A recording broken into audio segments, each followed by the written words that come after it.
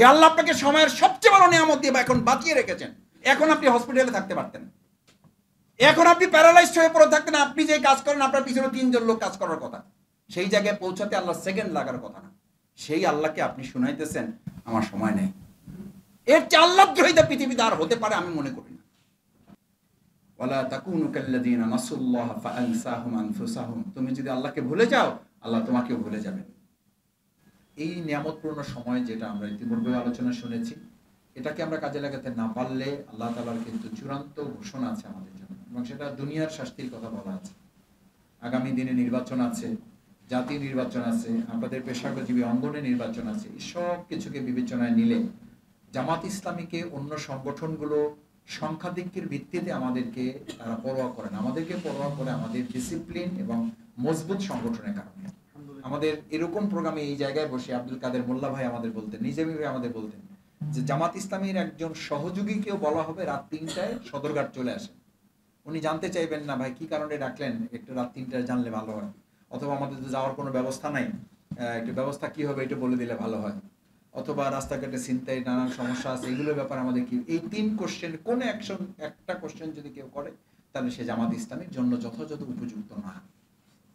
দ্বিতীয়, উনি আর একটা গুরুত্বপূর্ণ কথা বলতেন যে ওখানে গেছে খুব কষ্ট করে গেছে। যাওয়ার পরে ওখানে যিনি দায়িত্বশীল ছিলেন রিক্সায় উঠে দাঁড়িয়ে বললেন, যারা আসছেন আপনাদের অনেক ধন্যবাদ, আপনারা কষ্ট করেছেন, আল্লাহ তাআলা আপনাদের উত্তম জাযা দান করুন, আপনারা এখন যার যা জায়গায় আপনারা চলে যান কষ্ট করে।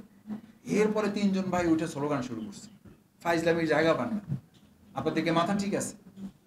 এই কথা যে বলবে মোল্লা ভাই তারাই ওখানে বসে বক্তৃতা করছেন, তারাই উঠে বললেন যে এই লোকেরও আমাদের জামাত ইসলামীতে কোনো দরকার আছে বলে মাওলানা মওদুদী মরহুম রহমাতুল্লাহ মনে করতেন না। আপনি ভাবেন এটা কি মুখে বলা যত সহজ, বাস্তবে এটা কি অত সহজ কাজ?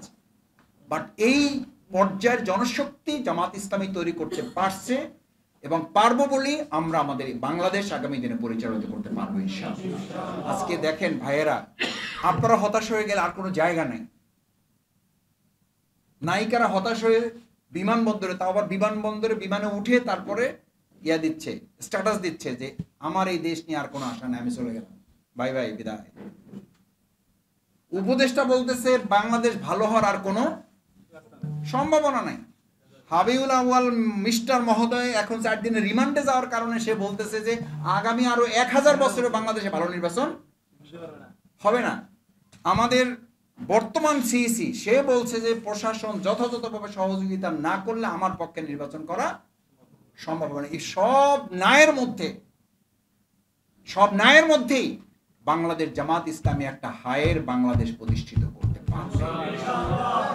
সেটা শুধুমাত্র ভাই ওই যে আমাদের ডাক্তার তাহির ভাই বরিশালের প্রোগ্রাম গেছিল, ঘুমান কয় ঘন্টা, 8 ঘন্টা ঘুমান, তারপরে কয় ঘন্টা থাকে, তা তো 3 8 24, আরো তো প্রায় কত থাকে, 16 ঘন্টা থাকে। তো কি করেন, তো সব হিসাব দেওয়ার পরে দেখা গেল আরো 8 ঘন্টা আছে, তাকে আরো 8 ঘন্টা আছে। তো বলছি এই 8 ঘন্টার সংগঠনে আপনি একজন উপজেলা আমির কয় ঘন্টা দায়িত্ব পালন করেন? সর্বোচ্চ 3.5 ঘন্টা 4 ঘন্টা। বাকি সময়টা কি করেন? আড্ডা দেন। কি করেন বলেন, এটা বলতে হবে আপনাকে, একবারে দাঁড় করে সামনে দাঁড় করে কি করেন এটা বলতে হবে। আপনি যত ব্যস্ততার কথাই বলেন, আপনি মোবাইলে কয় ঘন্টা সময় দেন, শুধু এইটা আমাকে একটু হিসাব দিয়েন। ফেসবুকে কতটুকু সময় দেন এইটুকু হিসাব একটু নিজের কাছে দেন, আমার কাছে দেওয়া লাগবে না। ওইটুকু সময় ইসলামী আন্দোলনের জন্য দেন, দেখবেন জজকোর্টের চেহারা চেঞ্জ হয়ে যাবে। ভাইয়েরা, সময়ের অভাব নেই। সময়ের অভাব কারে শুনাইতেছেন? মোল্লা রসিলা সুন্নি খান মোল্লার কথা মনে রাখেন না, যে আল্লাহর সময়ের নিয়ামত সবচেয়ে পৃথিবী দিতেছে। একজন মানুষ মারা যায় কখন? আমি বহুবারই আলোচনা করেছি আপনাদের সাথে। একজন মানুষ কখন মারা যায়? না, তার চিকিৎসা শেষ, তার টাকা শেষ, তার থাকার জায়গা শেষ, তার রিজিক শেষ, সব ঠিক আছে। রিজিক তো আছে ভাই সামনে, সব আছে তার সামনে, সব আয়োজন সম্পন্ন, শুধু কি শেষ হয়ে গেছে? সেই আল্লাহকে আপনি সময়ের কথা শুনাইতেছেন। এর চেয়ে বিদ্রোহ, এর চেয়ে আল্লাহদ্রোহিতা, আমি আপনাকে বলছি না, আমি আমাকে বলছি, এর চেয়ে আল্লাহদ্রোহিতা পৃথিবীতে আর হতে পারে আমি মনে করি না। সরাসরি আল্লাহদ্রোহিতা এটা, যে আল্লাহ আপনাকে সময়ের সবচেয়ে বড় নিয়ামত দিয়ে এখন বাঁচিয়ে রেখেছেন, এখন আপনি হসপিটালে থাকতে পারতেন, এখন আপনি প্যারালাইজড হয়ে পড়ে থাকতেন, আপনি যে কাজ করেন আপনার পিছনে 3 জন লোক কাজ করার কথা, সেই জায়গায় পৌঁছাতে আল্লাহ সেকেন্ড লাগার কথা না, সেই আল্লাহকে আপনি শুনাইতেছেন আমার সময় নেই।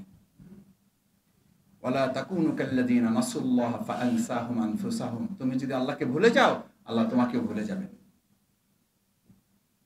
তার পরিচয় দেওয়া হয়েছে ফাউলাইকা হুমুল ফাসিকুন, সে হচ্ছে ফাসিক। আল্লাহ আমাদের হেফাজত করুন, সময়ের বরকত নিয়ে আল্লাহ দ্বীনের জন্য কাজ করার তৌফিক দান করুন। আসসালামু আলাইকুম ওয়া রাহমাতুল্লাহি ওয়া বারাকাতুহু।